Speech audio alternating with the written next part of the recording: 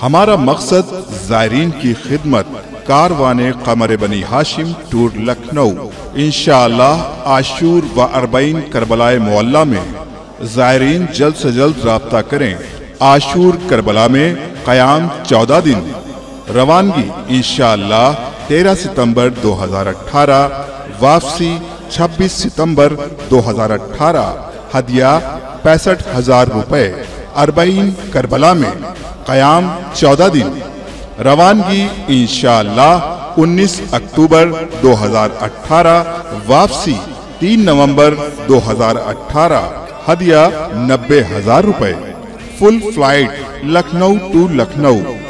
राबता कायम करें QBS tour India. Contact for details Qamar Hussain, mobile 786 057 3110। Danish Ali 96 167 06020।